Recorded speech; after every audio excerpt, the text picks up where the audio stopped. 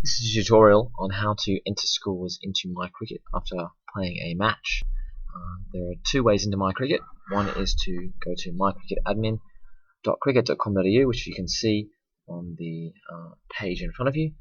Alternatively, you can go to your club's website, in this instance gypsiescricket.com, and they should have a link to MyCricket on that website.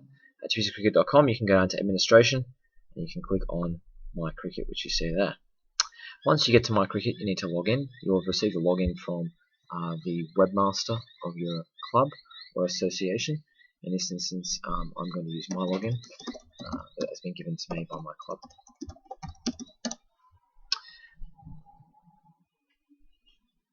Once logged in, this is the page that will display. You can make there's numerous different functionalities that MyCricket offers, but for the sake of this demonstration, essentially if you are a team captain, all you need to really worry about is the matches menu item over here. When you hover over that with your mouse, you'll see there's a variety of different things you can do, and I guess the most important thing to do up front is to select a team. So we're going to click on that.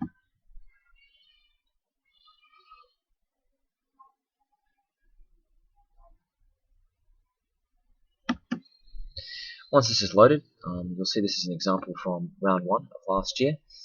You can transport players from the player list on the left hand side, those are all the players that are registered to participate in that association, to the selected players on the right.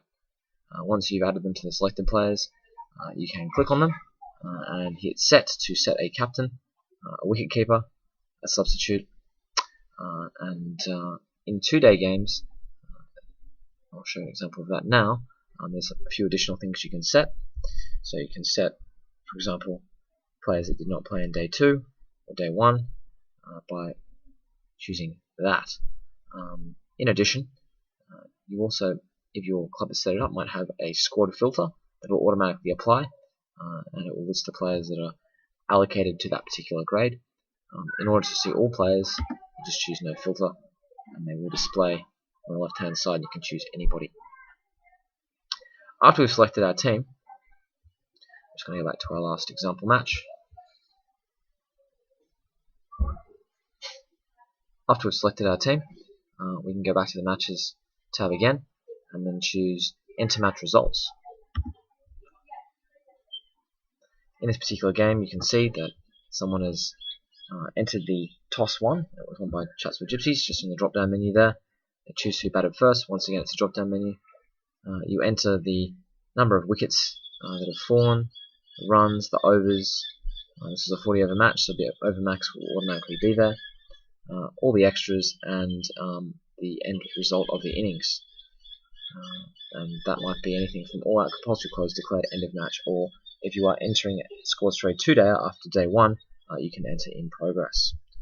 To add more innings, obviously, just simply tick the innings commence box.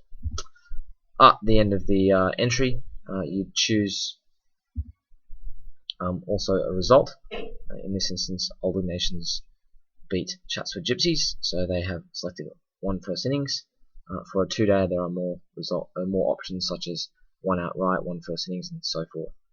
The second person to visit this page from the team to enter their scores later than the other one will have the opportunity to confirm or dispute the result. You can do that by clicking on this button down here.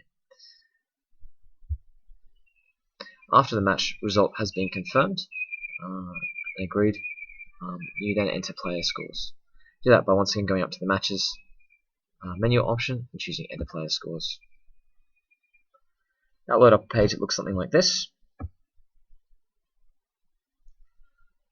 You can edit your batting order by moving players up and down. You can then specify how they were out. You can enter the fielder if you have that information. Talk about that in a bit more in a minute. And the bowler who dismissed them, the number of runs, number of 4s they hit, the number of 6s, the number of 4 wickets, which in this instance doesn't appear to have been entered correctly. That would obviously be usually a round figure.